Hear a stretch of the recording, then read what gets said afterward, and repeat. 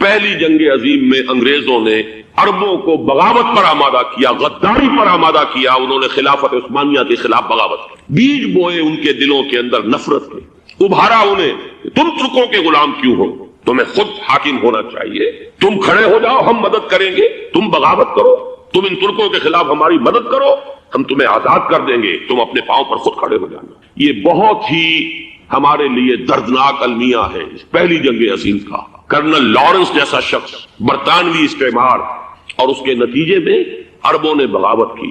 اور اس قدر دردناک بات آپ کو بتا رہا ہوں، میں پہلی مرتبہ جب سن 62 میں حج کے لیے گیا مدینہ منورہ میں، ابھی وہ ریل کے انجن کھڑے ہوئے تھے۔ یہ ترکی کے زمانے میں، سلطنت عثمانیہ کے زمانے میں بغداد سے مدینے تک ریلوے لائن تھی۔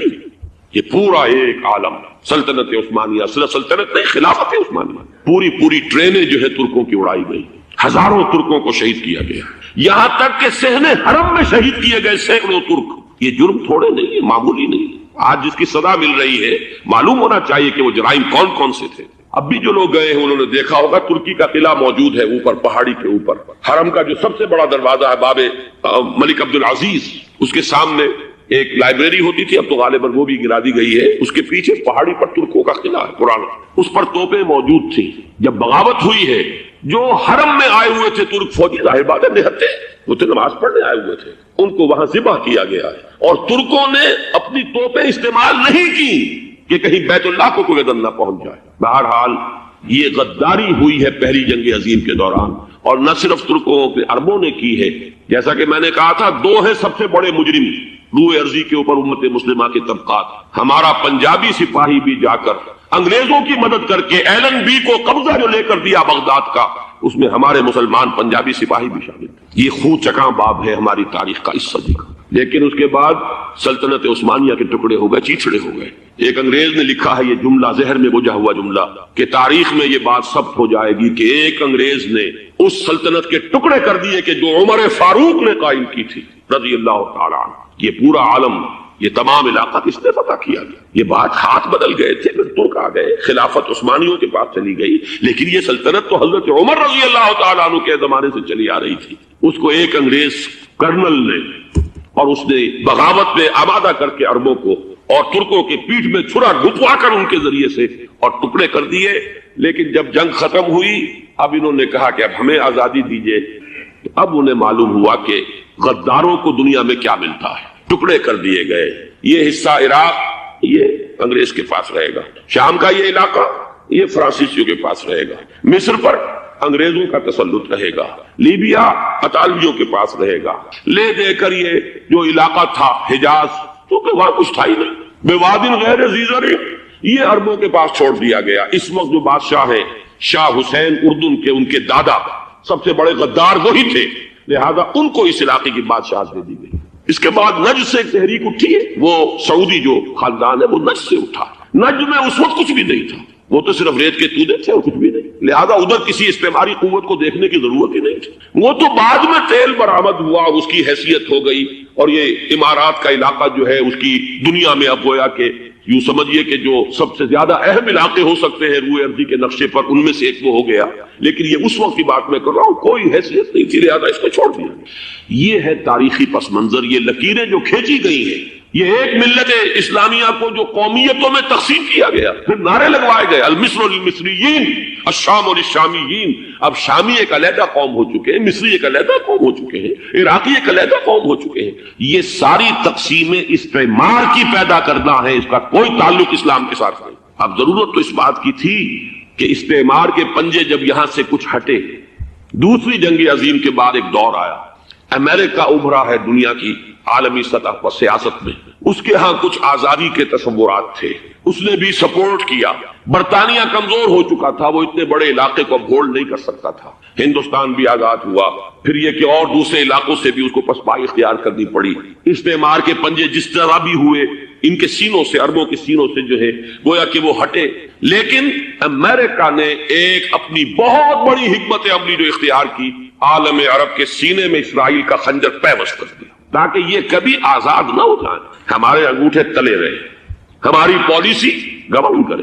یہ استعمار کا دوسری جنگ عظیم کے بعد جہاں برطانوی استعمار، فرانسیسی استعمار رفتہ رفتہ یہ ہٹنے شروع ہوئے، صدر ناصر نے انگریزوں کو اٹھا کر پھینکا میڈیٹرینین میں اور دوسرے جگہوں سے، الجزائر نے آزادی حاصل کی فرانس سے، اطالویوں سے جو ہے لیبیا والوں نے آزادی حاصل کی، یہ ہو گیا، لیکن ایک خنجر پیوست کر دیا گیا اسرائیل کا سینہ عرب۔ اس صورتحال میں ظاہر بات ہے کہ ایک تو بڑی آئیڈیل پوزیشن تھی کہ پورا عالم اسلام متحد ہو، لیکن وہ تو بہت دور کا خواب معلوم ہوتا ہے۔ علامہ اقبال سے بڑا کوئی نقیب نہیں ہے ملت اسلامی کی وحدت کا۔ ایک ہو مسلم حرم کی پاسبانی کے لیے نیل کے ساحل سے لے کر تا بخاک کاشغر، لیکن انہیں بھی اپنے لیکچرز میں کہنا پڑا کہ اس وقت جو صورتحال ہے پورے عالم اسلام کی ایک وحدت بن جانا تو تقریباً ناممکن نظر آ رہا ہے۔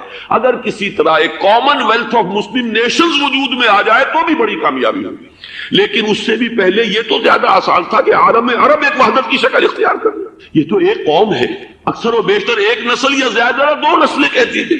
شمالی افریقہ میں بربر نسل بھی ہے، باقی تو سب عرب ہے۔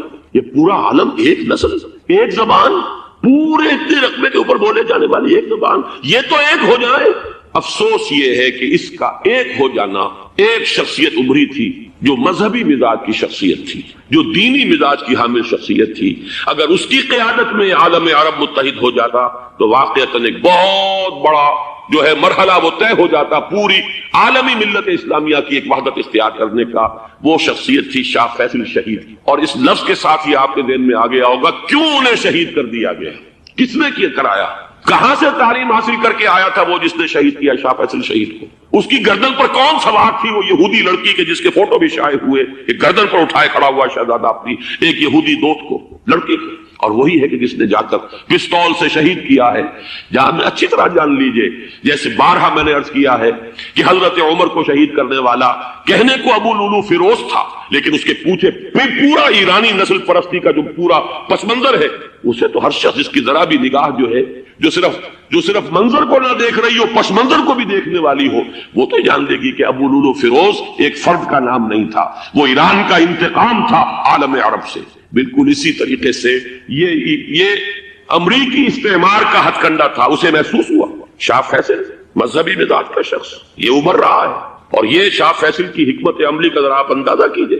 لاہور میں سمٹ کانفرنس ہوئی، اس میں وہ آئے، سب سے ٹاورنگ پرسنالٹی پورے اس وقت عالم اسلام کے اندر شاہ فیصل کی تھی، اور وہ گویا کہ ایک بہت ہی جس کو کہا جائے کہ ایک بہت ایلڈرلی، ایک بزرگانہ ایک شخصیت جو ہے، اور انہوں نے اپنی دولت کے دروازے، عرب میں وہ مشہور تھے کہ نہایت خسیس اور بخیل انسان ہے، اس لیے کہ وہاں وہ خرچ کرتے تھے حساب کتاب کے ساتھ، لیکن ان کے خزانے کھلے ہوئے تھے عالم اسلام کے لیے، ادھر بھی مدد ہے، ادھر بھی مدد ہے، ادھر بھی کام ہو رہا ہے، ادھر بھی کام ہو رہا ہے۔ پھر انہوں نے تیل کا ہتھیار استعمال کر کے ایک دفعہ امریکہ کو دن میں تارے دکھا دیے تھے، لہذا ان کا ہٹایا جانا سین سے یہ امریکی استعمار کے لیے لازم تھا۔ اب لے دے کر رہ گئے کون؟ سیکولر مزاج کے لوگ۔ پہلی اٹیمپٹ جمال عبد الناصر نے کی، ناکام ہو گیا۔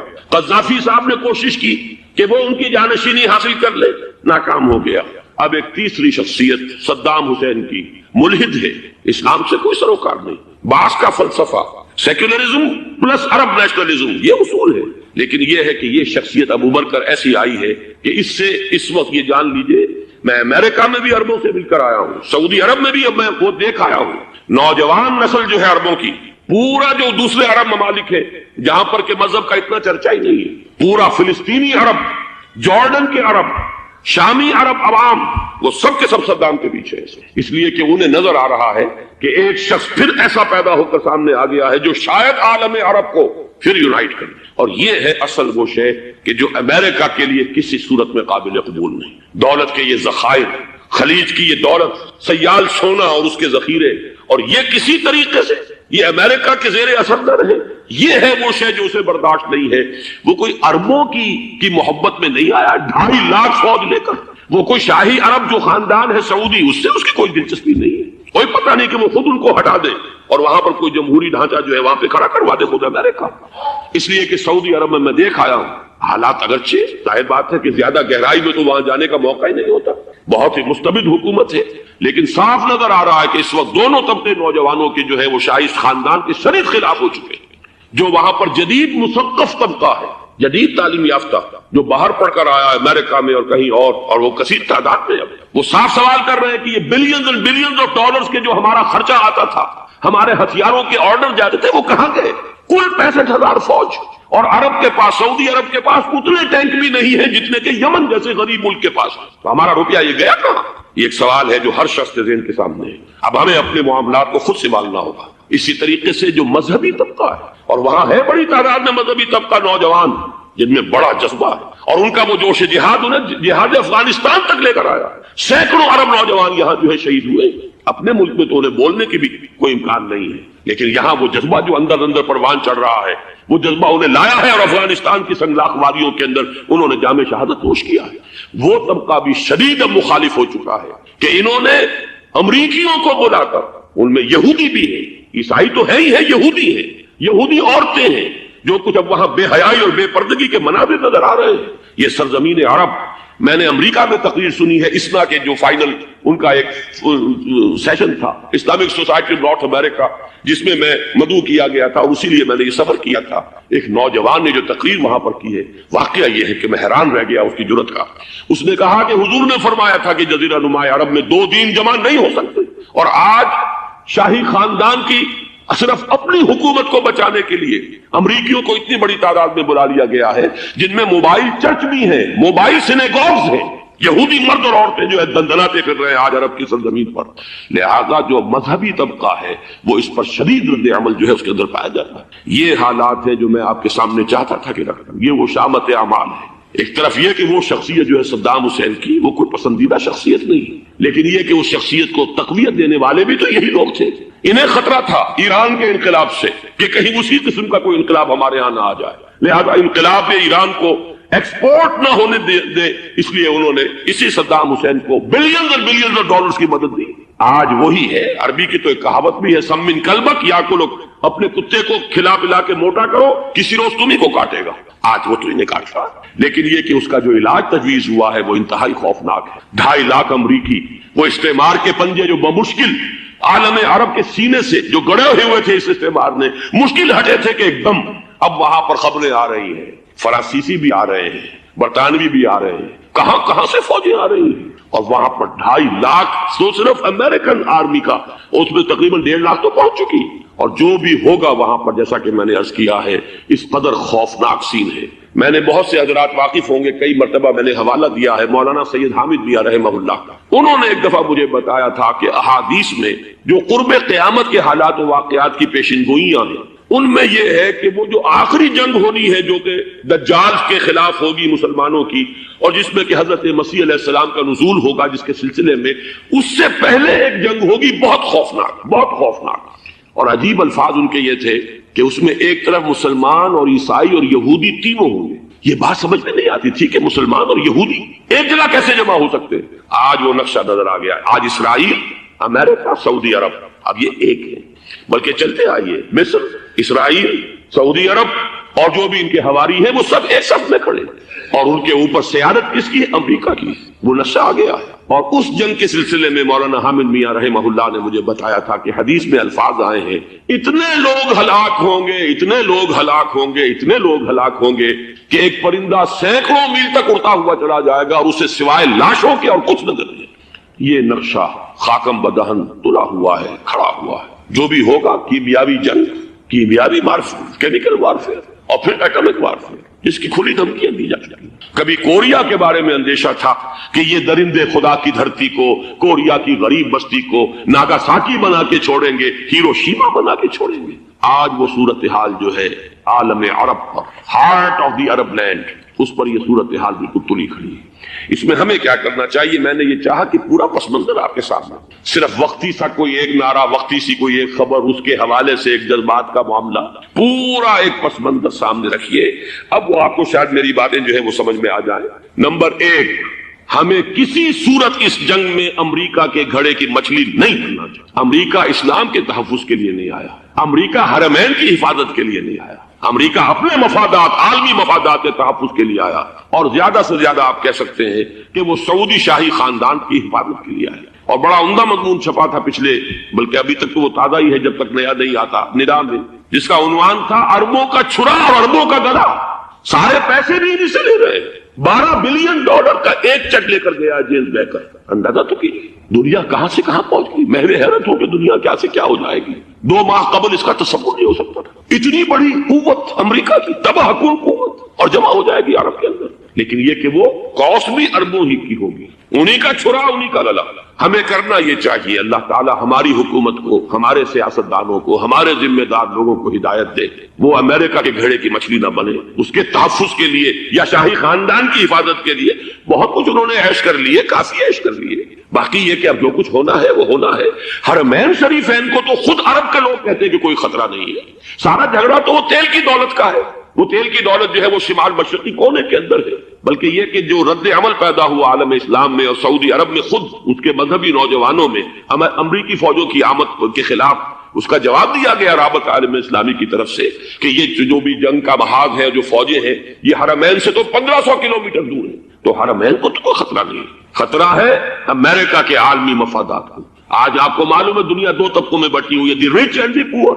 یہ جو اقوام ہیں, جو 6-7 قومیں شمار ہوتی ہیں دنیا کی دولت مند قومیں, ان کے لیے خطرہ ہے کہ یہ اگر ہم ان کا جو سب سے بڑا ذریعہ ہے اس کا صنعت کا یہ تیل, اگر اس کو کچھ ہو گیا تو ان کی سب کی اکانومی جو ہے وہ دم دھڑام سے زمین پر آ جائے گی. وہ بھی برابر ہو کر آ جائیں گے دنیا کے دوسرے ملکوں کے. یہ اس کی حفاظت کے لیے آیا. ہمارے نوجوان کو آج میں سوچتا ہوں کاش کہ ہمیں معلوم ہو, ہمیں وہ تاریخ دہرانی نہیں چاہیے کہ ہم نے پہلی جنگ عظیم میں انگریزوں کے استعمار کے پنجے گڑوانے کے لیے اپنی جانیں دی. پنجاب کا نوجوان, پنجاب کا مسلمان سپاہی بھی جا کر ایلن بی کو قبضہ دلوانے کے اندر اور بغداد پر قبضہ کرانے میں اس کے تعاون کیا, اس کی مدد کی. کیا آج بھی وہی تاریخ اپنے آپ کو دہرائے گی؟ آج ہمارا فوجی جائے گا وہاں پر امریکہ کے تحفظ کے لیے, اس کے مفادات کے تحفظ کے لیے. پہلی بات یہ کہ یہ ہرگز نہیں ہونا چاہیے. ہونا کیا چاہیے؟ پہلی کوشش یہ ہو کہ یہ بین الاسلامی معاملہ بنے, مسلمان امت آئے, امریکی فوجیں جائیں, فرانسیسی جائیں, برطانوی جائیں. ہاں اس صورت میں کہتا ہوں پاکستان کا ایک ایک بچہ وہاں جائے اور اپنی جان قربان کرے, اس لیے کہ یہ قرآن کا حکم ہے. بَإِن طَائِفَتَانِ مِنَ الْمُؤْمِنِينَ اقْتَتَلُوا فَأَصْلِحُوا بَيْنَهُمَا فَإِن بَغَتْ إِحْدَاهُمَا عَلَى الْأُخْرَى فَقَاتِلُوا الَّتِي تَبْغِي حَتَّى تَفِيءَ إِلَى أَمْرِ اللَّهِ فَإِن فَاءَتْ فَأَصْلِحُوا بَيْنَهُمَا بِالْعَدْلِ وَأَقْسِطُوا إِنَّ اللَّهَ يُحِبُّ الْمُقْسِطِينَ. امت مسلمہ کو حکم دیا گیا ہے اگر مسلمانوں کے 2 گروہ لڑ پڑے تو تم صلح کراؤ, اور اگر ایک فریق زیادتی پر تلا رہے, اڑا رہے, تو اب سب مل کر اس سے جنگ کرو یہاں تک کہ اسے اللہ کے حکم کے آگے جھکا دو. پھر اگر وہ اللہ کا حکم مان لے, صلح پر آ جائے, تو پھر عدل و قسط کے ساتھ ان کے درمیان صلح کرا دو. یہ ہمیں حکم ہے, مسلمانوں کو حکم ہے. لیکن یہ کہ یہ امریکی آ رہے ہیں اور امریکی استعمار اور امریکی مفادات, اور اس کے لیے جو ہے پاکستان کا مسلمان سپاہی بھی جائے, میرے نزدیک کی کسی صورت میں صحیح نہیں. مطالبہ بھی ہو رہا ہے. آج ہی غالباً ایک انٹرویو آیا ہے شاہ حسین کے بھائی جو ہے حسن بن طلال, انہوں نے بھی یہی کہا ہے کہ اس کو مسلمانوں کو آپس میں اس معاملے کو طے کرنا چاہیے, اس قضیے کو امریکی فوجوں کو یہاں سے فوراً واپس جانا چاہیے. اور یہی بات میں یقیناً تائید کروں گا, تحسین کروں گا. یہی موقف ایران کا. ایران عراق کے خلاف جو UN کے سینکشنز ہیں, کہتا ہے ہم اس کی پابندی کریں گے, لیکن امریکہ کو یہاں سے نکلنا چاہیے. یہ مسلمانوں کا اپنا معاملہ ہے, وہ آپس میں طے کریں. پاکستان کو بھی یہی موقف اختیار کرنا چاہیے پوری قوت کے ساتھ. اس میں کوئی بھی اگر کمزوری ہو رہی ہے تو در حقیقت یہ گویا کہ ہم امریکی استعمار کے ہاتھ میں اس کا آلہ کار بن کر, کھلونا بن کر استعمال ہو رہے ہیں, جو کہ ہمیں کسی صورت میں نہیں کرنا چاہیے. اگر یہ بھی ناکافی ہو تو دوسرا ایک اور مسئلے کا حل موجود ہے اس سے براڈر سطح پر, کہ غیر جانبدار ممالک اگر کوئی ہے ان کو بھی اس قضیے کے اندر شامل کیا جائے. ایک تحریک تھی کسی زمانے میں, کافی بڑی تھی, لیکن یہ کہ وہ بھی اگر اس کے اندر شامل ہو جائیں. لیکن امریکہ, رشیا, یہ تو ظاہر بات ہے سپر پاورز ہیں, ان کے مفادات ہیں, عالمی اور گلوبل مفادات ہیں. لہذا اول تو یہ ہونا چاہیے کہ بین الاسلامی معاملہ بنا کر, اس صورت میں جیسا کہ میں نے عرض کیا ہماری پوری فوج بھی جائے اللہ پر توکل کر کے. پاکستان کا محافظ اللہ ہوگا. اگر اللہ کے ایک حکم کے اوپر عمل کرتے ہوئے مسلمان یہاں سے جائیں اور جا کر وہاں پر جو ہے اپنی جانیں دینے کو تیار ہو جائیں. لیکن اگر یہ اس میں بھی کافی نہ ہو تو جو بھی غیر جانبدار ممالک ہیں ان کو بھی اس معاملے کے اندر شریک کیا جا سکتا ہے. بدرجہ آخر اگر پاکستانی فوج جائے, وہ صرف حرمین شریفین کے گرد و نواح میں ان کو ڈپلوائے کیا جانا چاہیے. اگر خدا نہ خواستہ وہاں پر کوئی آنچ آنے کی شکل پیدا ہو جائے تو اس کی, اے ارض پاک تیری حرمت پہ کٹ مرے ہم, اس کے لیے مسلمانوں کو تیار رہنا چاہیے. اس لیے کہ بہرحال جہاں تک ارض پاک کی حرمت کا تعلق ہے وہ ہمارے ایمان کا جز ہے. باقی برطانوی مفادات، امریکی مفادات، صنعتی ممالک کے مفادات، یا کسی شاہی خاندان کے مفادات؟ یہ شاہی خاندان، یہ تو گرتی ہوئی دیواریں ہیں، جانا ہے آج نہیں تو کل، لیکن یہ کہ اصل معاملہ ہے امت کا، اصل معاملہ ہے امت مسلمہ کا، اصل معاملہ ہے حرمین شریفین کا۔ لہذا ان دونوں چیزوں کو لازماً گڑبڑ نہ کریں۔ آپ حضرات کے علم میں ہے کہ اس سے پہلے ایران کی طرف سے بار بار مطالبہ ہوا کہ حرمین کو بین الاسلامی کنٹرول میں دے دیا جائے اور سعودی عرب کا اس کے اوپر سے جو انتظامی عمل دخل ختم کر دیا جائے۔ میں نے کبھی تائید نہیں کی، اس لیے نہیں کی کہ میرا مشاہدہ ہے، میں گیا ہوں بارہا، سعودی عرب کی حکومت نے چاہے خود بھی بڑے بڑے محل بنائے ہیں لیکن حرمین کی خدمت کے اندر بھی کوئی کمی نہیں رکھی، اس پر انہوں نے اربوں ڈالر اس پر بھی خرچ کیا ہے، اس کے اوپر انہوں نے اس حج کے انتظامات پر پوری حکومت جو ہے وہ اپنے آپ کو لگائے رکھتی ہے۔ لہذا اس اعتبار سے کوئی کمی کی بات نہیں وہاں پر آئی کہ جس کے لیے ضرورت ہو کہ ان کا عمل دخل وہاں سے ختم کیا جائے، لیکن یہ صورتحال اب جو پیدا ہو گئی ہے یہ بالکل مختلف ہے، اسے اس کے کانٹیکسٹ کے اندر دیکھا جانا چاہیے، اور اسی کے حوالے سے میں نے چند رائے آپ کے سامنے رکھی۔ اب آئیے پاکستان کی طرف، جو ہمارا اصل مسئلہ ہے، اس کے تو ہم سب سے بڑے ذمہ دار ہیں، اس کی بھلائی ہے تو، برائی ہے تو، اس میں خیر آتا ہے تو وہ بھی ہماری کوشش اس کے لیے ضروری ہے، اور کوئی شر پیدا ہوتا ہے تو اس کی ذمہ داری بھی ہم پر آئے گی۔ اس کے ضمن میں چند باتیں عرض کر رہا ہوں۔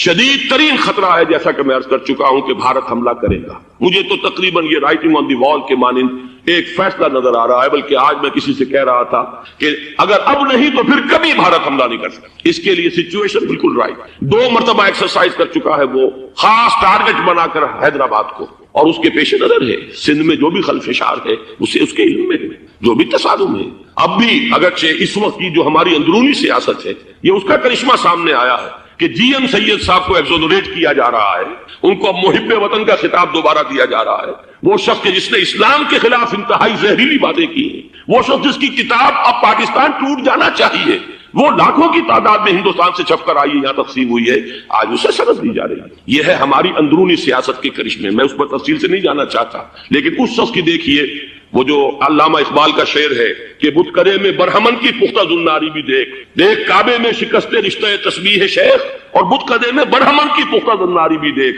کہ نظر یہ آ رہا ہے کہ اس نے رہا ہوتے پہلا بیان یہ دیا ہے کہ ہماری پہلی ترجیح یہ ہے کہ پاکستان ٹوٹ جائے اور ہندوستان کے ساتھ ہم ایک انڈیپینڈنٹ اسٹیٹ کی حیثیت سے کانفیڈریشن قائم کریں، سندھو دیش confederation with India independent of Pakistan. پھر دوسری ترجیح بھی ہے، تیسری آخری ترجیح یہ ہے کہ پاکستان کو 5 ریاستوں میں تقسیم کر دیا جائے اور ایک لوز کانفیڈریشن ہو، بس اس کے سوا کچھ نہیں۔ 5ویں بھی وہ اردو والوں کے لیے نہیں، مہاجرین کے لیے نہیں، ان کے لیے تو ان کے پاس کچھ نہیں ہے۔ 5ویں بھی پنجاب میں سے کاٹ کر سرائیکی صوبہ بنایا جائے، اور سندھ میں تو بہرحال اردو بولنے والوں کو سندھی بن کر رہنا ہو۔ یہ اس شخص کا رہائی کے بعد بھی بیان ہے جسے آپ سند دے رہے ہیں کہ وہ محب وطن ہے، اور وہ غدار نہیں ہے، وہ پاکستان کا مخالف نہیں ہے۔ بہرحال یہ حالات جو ہے انتہائی خوفناک ہیں ہمارے۔ آج کشمیر میں جو صورتحال ہے ہندوستان کے لیے انتہائی تشویشناک ہے، جو بدنامی اس کو مل سکتی تھی مل چکی ہے، اور یہ آپ نے دیکھ لیا، وہ امریکہ بہادر جو 1.5-2 لاکھ آدمی لے کر پہنچ گیا سعودی عرب میں، اس نے انگلی تک نہیں اٹھائی ہے کہ کشمیر میں بھارت کیا کر رہا ہے۔ یہ ہے ان کی ڈبل سٹینڈرڈز، یہ ہے ان کی بے ایمانیاں کہ بھارت جو کچھ کر رہا ہے وہاں۔ آج اگر ظلم ہو رہا ہے کویت میں عراقیوں کے ذریعے، پورے ورلڈ ٹیلی ویژن پر، CNN پر، فلاں پر، اور اخبارات میں، آج بھی ایک لمبا مضمون میں نے اخبار میں پڑھا ہے، لیکن یہ ہے کہ کشمیر میں کیا ہو رہا ہے کہیں تذکرہ نہیں ہو۔ یہ ہے دنیا کے اندر دیانت اور امانت اور شرافت کا حال، اور بین الاقوامی سیاست جو ہے اس کے ڈبل سٹینڈرڈز۔ لہذا جو بدنامی بھارت کو آ سکتی تھی وہ آ چکی ہے۔ ہندوستان سے ایک نوجوان مسلمان صحافی دہلی سے آئے تھے، نئی دنیا ایک پرچہ نکلتا ہے اس کی طرف سے، وہ دورہ کر کے گئے ہیں، مجھ سے بھی لاہور میں ملے تھے، تقریباً 1 مہینہ 1.5 مہینہ ہوا۔ ان کے الفاظ سن کر میں کانپ گیا تھا۔ انہوں نے کہا تھا کہ بھارت کی حکومت اس کے اوپر تلی ہوئی ہے کہ چاہے ایک اور آخری کشمیری کو بھی ہلاک کرنا پڑے، وہ کشمیر کے اندر کبھی بھی کوئی معاملہ جو ہے کشمیر کی آزادی یا کشمیر کو پاکستان کے لیے جانے کے لیے تیار نہیں ہے۔ کیا بگڑے گا اس کا؟ آپ سمجھیے کہ اگر 80-90 کروڑ قوم کی ایک قوم ہے، 1 کروڑ آدمی ختم کر، ان کا دل تو جو ہے اس پہ دکھے گا نہیں۔ حال ہمارا یہ ہے کہ ہم تو کوئی چیلنج بھی نہیں کر سکتے، ہم تو اپنی صفائی دیتے رہے کہ نہیں ہمارا کوئی ہاتھ نہیں ہے، ہم نے کچھ نہیں کیا ہے، ہمارا کوئی اس کے اندر عمل دخل نہیں ہے، بس یہی ہماری ڈپلومیسی کا شاہکار رہا۔ یہ حال ہے پاکستان کا۔ لہذا بھارت کا وہ معاملہ جو ہے، میں نے جیسا کہ آپ کے سامنے مختلف فیکٹرز گنوا دیے تھے، اندرونی اس کی سیاست، اندرونی خلفشار، وہ تو اب آ کر رہے گا۔ اللہ یہ کہ اللہ تعالیٰ کے قبضہ قدرت میں ہر شے ہے، وہ ٹال دے تو ٹال دے۔ مجھے اقبال کا وہ شعر یاد آ رہا ہے، تقدیر تو مبرم نظر آتی ہے ولیکن پیران کلیسا کی دعا ہے کہ یہ ٹل جائے. ہم دعا کریں کہ یہ ٹل جائے وقت، لیکن یہ ہے کہ تقدیر مبرم نظر آ رہی ہے. اس حالت میں ہمیں کیا کرنا چاہیے؟ نمبر ایک یہ کہ سب سے اہم شے ہے قومی یکجہتی، اور قومی یکجہتی کے اعتبار سے انتہائی خوفناک مرحلہ آ رہا ہے انتخابات میں تو کچھ نہ کچھ فساد، کچھ نہ کچھ دنگا، کچھ نہ کچھ ہنگامہ، ایک دوسرے کے خلاف کیچڑ، ایک دوسرے کے خلاف الزامات بوچھاڑ، یہ تو بڑھتے ہیں. بھارت میں بھی قتل و غارت گری ہو جاتی ہے کچھ نہ کچھ. لہذا یہاں پر بھی پیر پگاڑا صاحب جو ہمیشہ سے کہتے چلے آ رہے ہیں فیملی پلاننگ، آج پھر ان کا جملہ آ گیا ہے کہ شاید اس انتخابات میں فیملی پلاننگ کے ذریعے سے کوئی بہت بڑا کام ہو جائے. پہلی بات تو یہ ہے کہ میں نے اب تک یہ کہا ہے کہ انتخاب کسی صورت میں پوسٹ پون نہیں ہونے چاہیے. اب بھی میں یہ کہتا ہوں کہ اگر تو انتخابات کا بدل صرف ایک ہے اور وہ مارشل لا ہے، تو پھر مارشل لا سے تو بہتر ہے کہ وہ انتخابات ہوں چاہے اس میں کوئی خلف اشار بھی.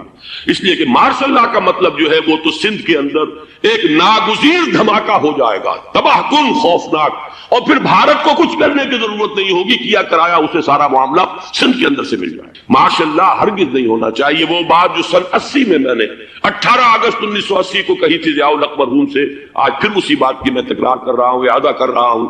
مارشل لا پاکستان کے لیے سوسائڈل ہے، لیکن ایک آلٹرنیٹ سامنے آیا ہے. ایک تو پشاور ہائی کورٹ کا ورڈکٹ آ گیا، اور یہ کہ کچھ اور لوگوں کی طرف سے بھی باتیں آئی ہیں. ایک دو دن ہوئے ہیں، جنگ میں دو اہم سرخیاں تھیں، اور وہ بڑے اونچے حلقہ جو ہمارا فوج کا اونچا حلقہ ہے اس کی طرف سے اگرچہ نام کسی کا نہیں تھا. ایک تو یہ کہ ماشاء اللہ یہاں کسی صورت نہیں لگے گا. دوسرے یہ کہ کوئی قومی حکومت کی تشکیل جو ہے اگر کسی طرح ہو سکتی ہو تو وہ اس وقت کا حل ہے، اور وہ اسی شکل میں ممکن ہے.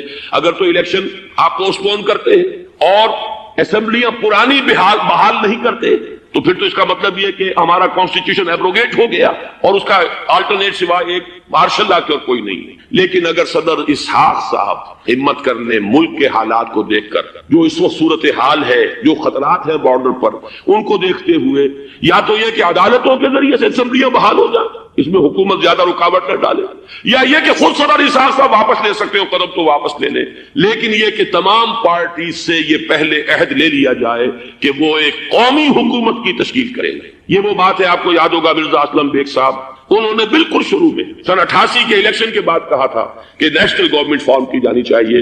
اس وقت تو کسی نے دھیان نہیں دیا، پیپلز پارٹی بڑے نشے میں تھی، اس کو خاص طور پر سندھ میں جس طرح کا واک اوور ملا تھا اس کا ایک نشہ تھا اس کے دماغ پر، اس لیے وہ سوچنے پر تیار نہیں ہوئی. لیکن یہ کہ وہ جو ایک فارسی میں کہا جاتا ہے کہ ہرچہ دانا کنت کنت نادا لیک بعد از خرابی بسیار، اب اس خرابی بسیار کے بعد بھی اگر عقل آ جائے اور ایک نیشنل گورنمنٹ بنائی جا سکے اور اس کے حوالے سے الیکشن کو پوسٹ پون کیا جا سکے تو میرے نزدیک یہ رائے پوری قوت کے ساتھ دی جانی چاہیے، پیش کی جانی چاہیے. اس لیے کہ الیکشن اس وقت جس خلفشار کا سبب بن جائے گا، ذریعہ بن جائے گا، اس کو تو گویا کہ اور بھارت کے جو گھناونے عزائم ہیں ان کو اور تقویت دینے کا سبب اور ذریعہ بن جائے گا. دوسری بات یہ، اس قوم کے اندر جذبہ جہاد، وہ ڈیفینسو جہاد، دفاعی جہاد، جس کے بارے میں کوئی دو رائے نہیں ہو سکتی کہ اس کے لیے جو جان بھی دی جائے گی وہ شہادت کی موت ہوگی. اس لیے کہ حضور کی حدیث ہے من قتل دون مالہ فہو شہید، جو شخص اپنے مال کی حفاظت کرتے ہوئے مارا گیا مسلمان وہ شہید ہے. تو ظاہر بات ہے کہ اپنی آزادی کا تحفظ جو ہے وہ مال کے تحفظ سے زیادہ اہمیت رکھنے والی شے ہے.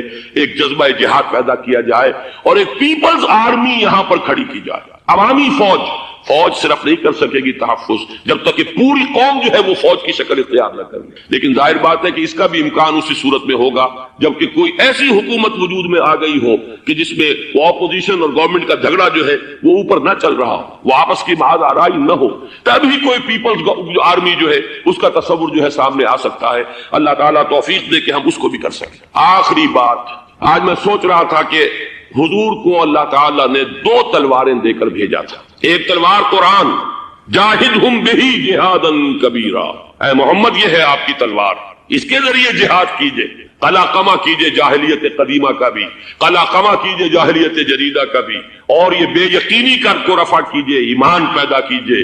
یہ ہے کہ جو آج ہمارے پاس وہ جہاد بالقرآن کے حوالے سے ہے. اور دوسرا ہتھیار تھا دین حق، هو الذی ارسل رسولہ بالہدی ودین الحق لیظہرہ علی الدین کلہ.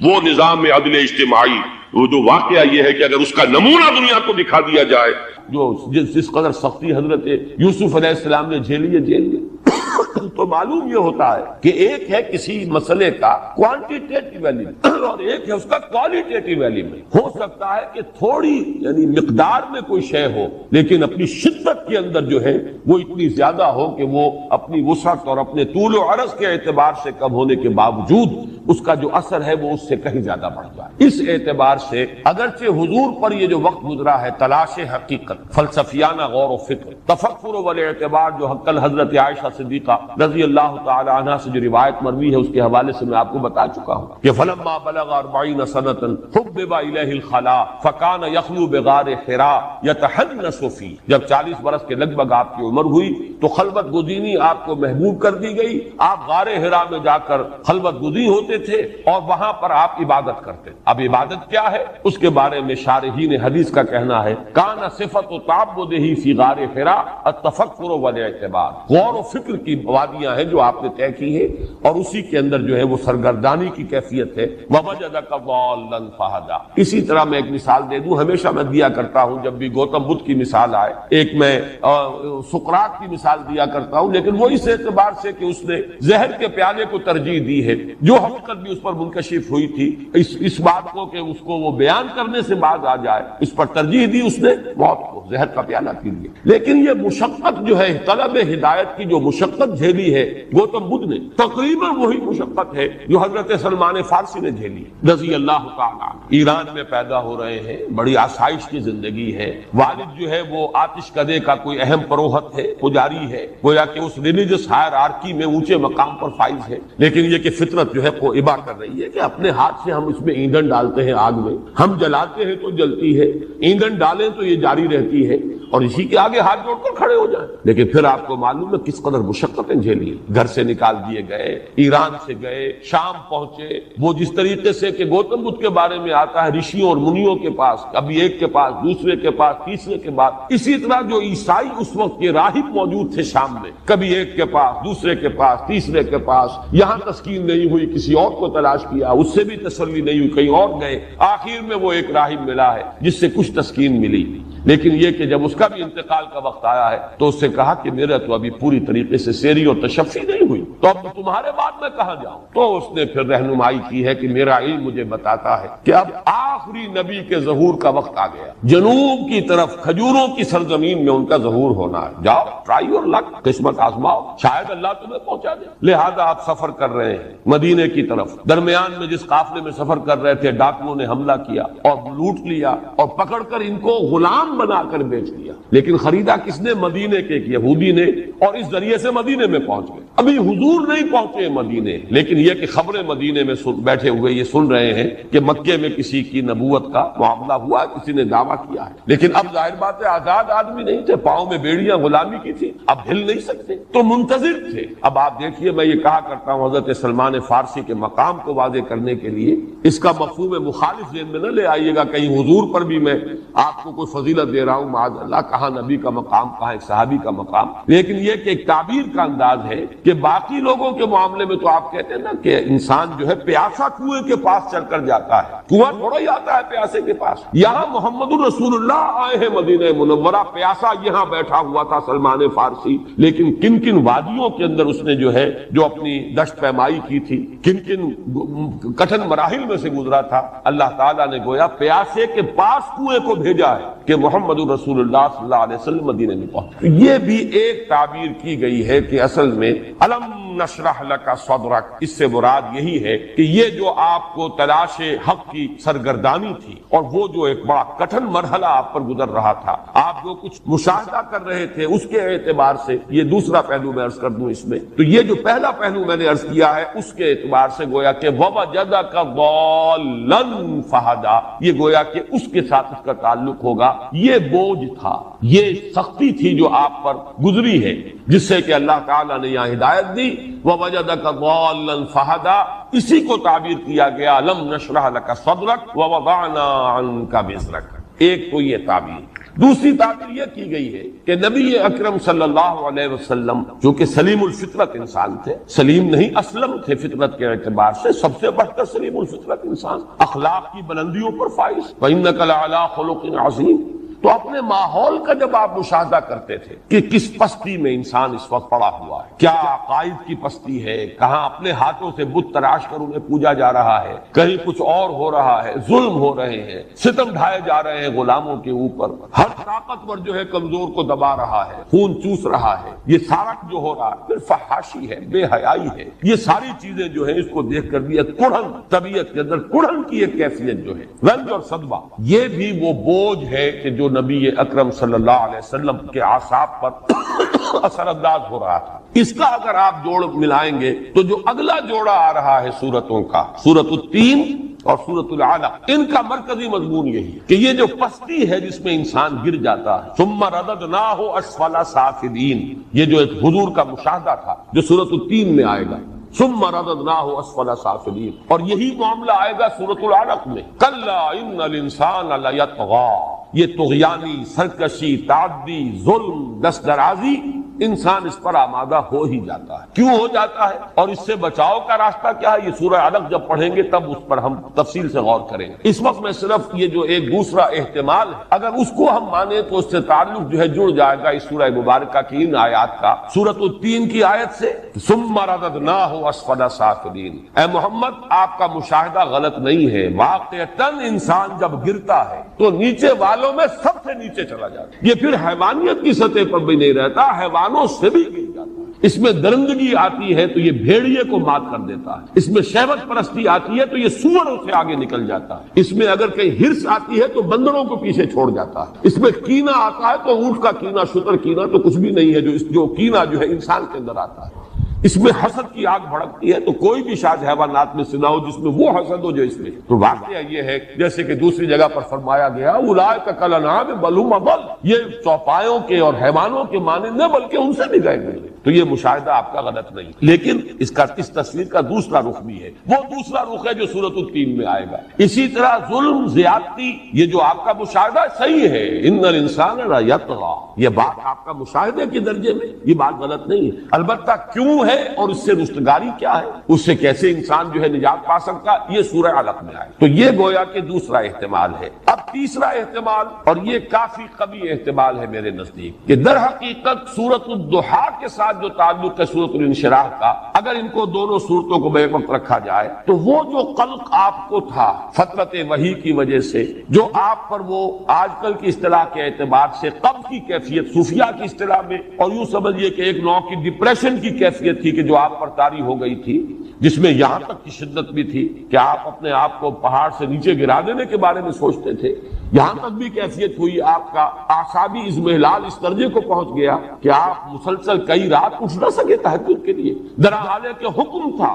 قم اللیل الا قلیلا نصفہ او انقص منہ قلیلا اور زد علیہ ورتل القرآن ترتیلا۔ اور پھر یہ کہ آپ کا وہ صدمہ اس اعتبار سے، اور یہ گمان، اس قصد و ہزار بدگمانی کہ شاید میرے رب نے مجھے چھوڑ دیا ہے، شاید اس کی عنایتیں میرے شامل حال نہیں۔ تو یہ جو قبض ہے، اس سے جب بس ہوا، وہی ہے جو تعبیر کیا جا رہا ہے الم نشرح لک صدرک ووضعنا عنک وزرک الذی انقض ظہرک۔ تو میں کل بھی بیان کر چکا ہوں قاضی ثناء اللہ پانی پتی رحمۃ اللہ علیہ کے حوالے سے کہ انہوں نے فرمایا ہے کہ جب بھی کسی انسان کو قبض کی کیفیت سے سابقہ ہو، جب یہ اندر سے جیسے طبیعت رک گئی ہو، جیسے کچھ بددلی کی سی کیفیت ہو، جیسے کچھ مایوسی کا سا انداز ہو، جیسے کوئی ہمت جواب دے رہی ہو، اگر قبض کی کیفیت ہو تو اس کیفیت میں اس کا مداوع، اس کا علاج کرنے کے لیے سورۃ الضحیٰ اکسیر کا درجہ رکھی، اس کی بڑی تاثیر۔ اور اس میں میں اب اضافہ کر رہا ہوں آج کہ میرا اپنا یہ ذوق ہے، میرا اپنا یہ معمول ہے، یہ سائیکلز آتے ہیں مجھ پر بھی،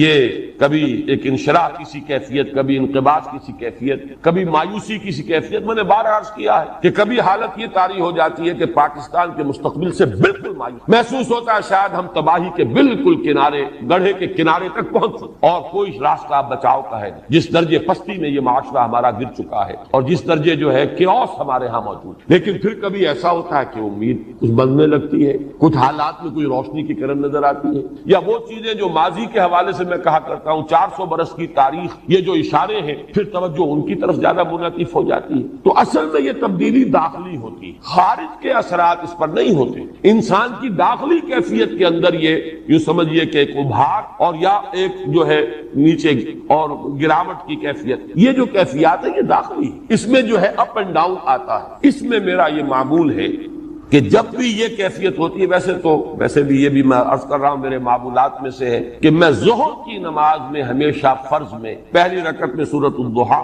اور دوسری میں سورۃ الانشراح، یہ میرے معمولات۔ پھر یہ کہ جب خاص طور پر وہ ڈپریشن کی کیفیت ہوتی ہے، مایوسی کی، بددلی کی، قبض کی، تو سورۃ الضحیٰ کا میں ورد کرتا ہوں۔ اور پھر جب کیفیت مجھے محسوس ہوتی ہے کہ اب کچھ اللہ نے اس سے نکال دیا ہے، تو الم نشرح لک صدرک، اور اس کے ساتھ شکر، پروردگار یقیناً تو نے مجھے پھر وہ انشراح عطا کر دیا ہے، پھر اس اندھیرے سے نکال لیا ہے، پھر وہ بددلی کی کیفیت جو ہے اس کو ہٹا دیا ہے، تو اس پر ایک شکر کے جذبے کے ساتھ، جذبہ تشکر کے ساتھ، الم نشرح لک صدرک ووضعنا عنک وزرک، یہ گویا کہ یہ ہدیہ تشکر اللہ کی جناب میں پیش کرنے کے لیے بہترین یہ آیات ہیں کہ جو سورۃ الانشراح میں نازل۔ تو میرے نزدیک ایک صورت یہ ہے، آج میں تھوڑا سا اضافہ کر رہا ہوں، جو کل میں نے یہ سائیکل کا تذکرہ کیا تھا، تو ہمارے اس دنیا میں ایک سائیکل اور بھی چلتا ہے۔ جن حضرات کو جغرافیہ جو پڑھا ہوگا کہیں 9ویں 10ویں میں، وہ کچھ یاد ہو تو وہ ذرا ذہن میں تازہ کریں۔ ہماری زمین جھکی ہوئی ہے 66 درجے کے زاویے پر، جس کا نتیجہ یہ نکلتا ہے کہ جب یہ سورج کے گرد خود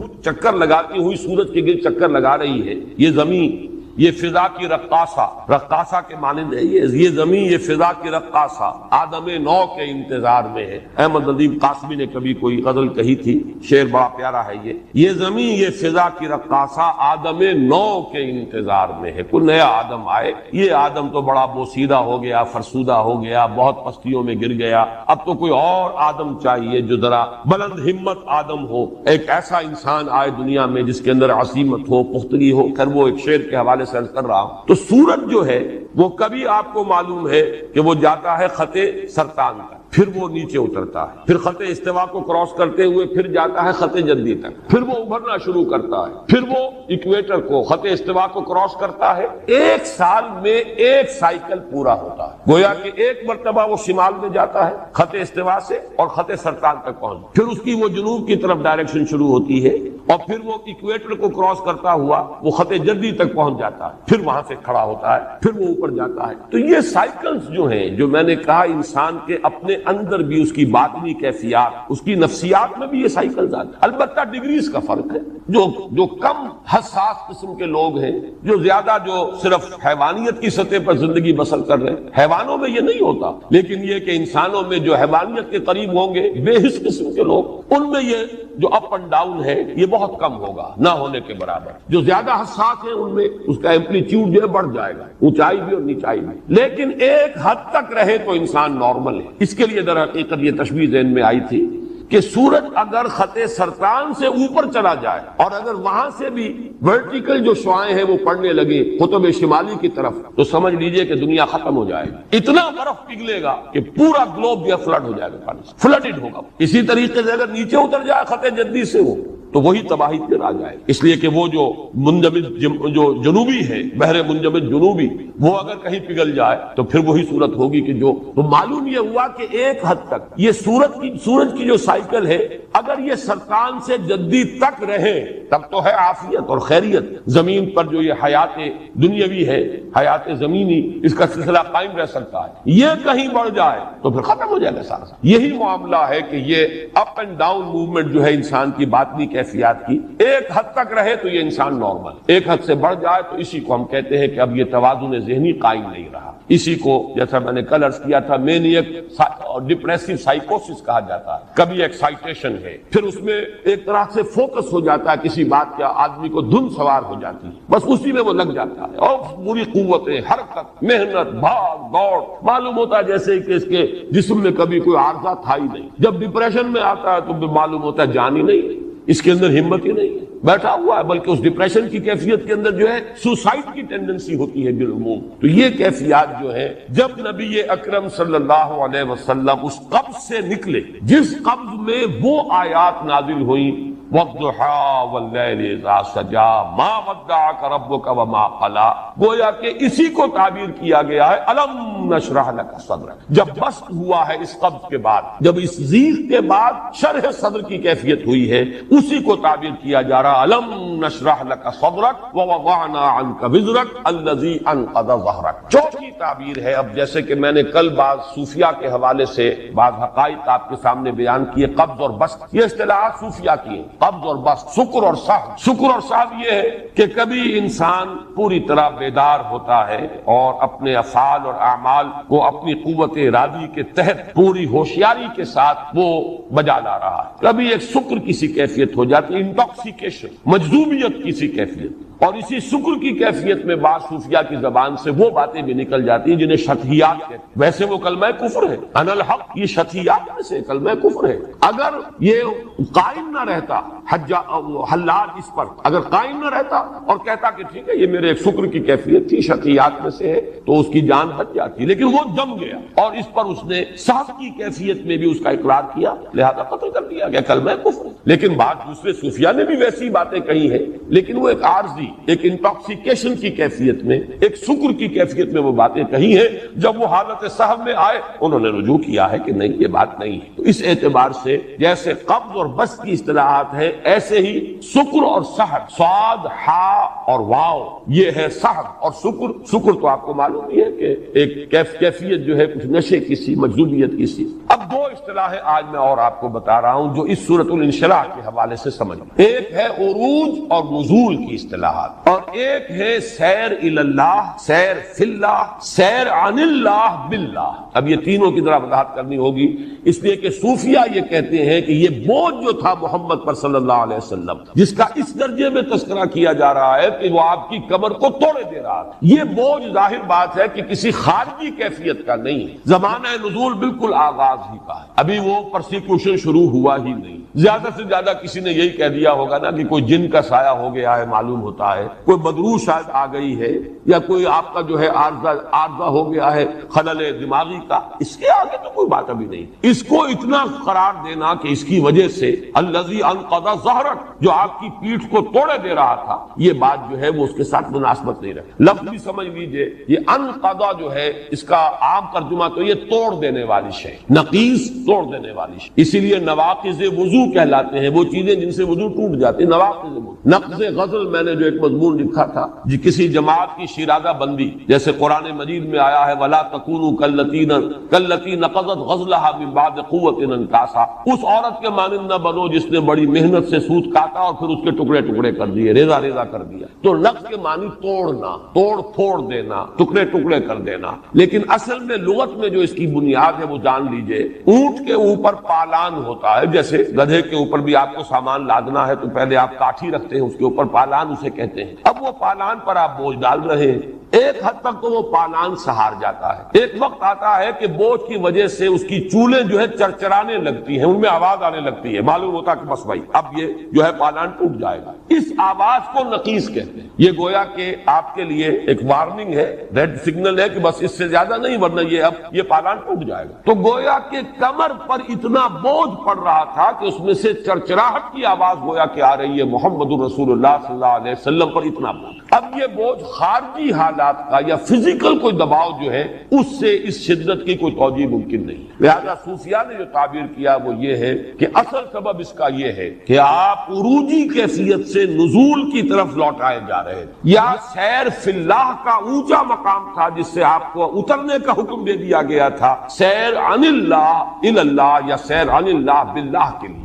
ان اصطلاح سمجھ لیں، چاہے کوئی شخص جو ہے اس میدان میں کوئی قدم رکھنے کا ارادہ رکھتا ہو نہ رکھتا ہو، میرا اپنا مزاج بھی جو ہے میں عرض کیے دیتا ہوں کہ جہاں تک جو عملی مراقبے وغیرہ اور ذکر اور اشغال کے جو بھی طریقے ہیں مختلف سلاسل تصوف کے، مجھے ان سے کوئی مناسبت، میں تو سلوک محمدی کا قائل ہوں، جس کا اصل جو ہے سلسلہ وہ ہے جہاد، محنت، اقامت دین کی جد و جہد، اس کے لیے ایثار، اس کے لیے قربانی، اس میں استقامت۔ باقی یہ چیزیں جو ہیں یہ صوفیاء کے اپنے طریقے ہیں، مجھے ان سے کوئی مناسبت نہیں، لیکن تصوف کا جو علمی پہلو ہے، فکری پہلو ہے، اس سے مجھے گہرا شغف، اس کا اللہ کے فضل و کرم سے پورا ادراک اور شعور بھی مجھے حاصل ہے، پوری گہرائی کے اندر میں اس کو سمجھتا ہوں، اور میری ذہنی اور قلبی اور نفسیاتی مناسبت اس کے ساتھ ہے۔ اور وہ ساری چیزیں میں قرآن حکیم سے میں نے اخذ کی ہے، میرا کوئی اور سورس نہیں ہے، قرآن حکیم ہی میں ایمان کے باطنی حقائق، مقام رضا، مقام تسلیم، اب یہ تمام چیزیں جو مقام صبر، مقام توکل، جو کہ سورہ تغابن کے درس کے ضمن میں بیان کرتا ہوں اور آپ میں سے اکثر حضرات کے علم میں ہے، یہی تو ہے کہ جو تصوف کے موضوعات ہیں۔ اسی طریقے سے یہ جو کیفیات باطنیہ ہیں، جیسا کہ میں نے پہلے بھی عرض کیا تھا، میرے نزدیک سب سے بڑے ماہرین علم نفس جو ہے وہ ہمارے صوفیہ ہیں۔ انسان کی بات کیفیات میں جو اتار چڑھاؤ آتا ہے، جو تغیر و تبدل آتا ہے، اس کا جتنا گہرا شعور و ادراک مسلمان صوفیہ کو حاصل رہا ہے اور کسی کو حاصل، اس اعتبار سے میں یہ چاہتا ہوں کہ ان چیزوں سے ضرور ذہنی مناسبت آپ حضرات کو بھی پیدا ہو اور ان کو سمجھیں، تاکہ وہ بہت جو ذہنی ہے وہ ختم ہو جائے۔ عملی طور پر معاملہ جو ہے وہ ایک علیحدہ معاملہ ہے، کوئی اگر اس راستے پر جائے تو میں اسے حرام نہیں کہتا، یہ ہے کہ میری اپنی مناسبت اس کے ساتھ نہیں ہے، اسی لیے میں نے کسی سے بیعت نہیں کی۔ لیکن یہ کہ جہاں تک یہ حقائق ہیں باطنی نفسیاتی حقائق اور دوسری طرف فلسفیانہ حقائق، پھر وہ ایمان کے جو باطنی ثمرات ہیں ان کا معاملہ، یہ میں قرآن مجید کے حوالے سے جانتا ہوں، اور میرا اس کے ساتھ قلبی مناسبت ہے، طبی مناسبت ہے، ذہنی مناسبت، اس لیے میں یہ آج اصطلاحات آپ کو بتا رہا ہوں۔ دیکھیے، عروج اور سیر اللہ، یہ دونوں ہم معنی الفاظ ہیں۔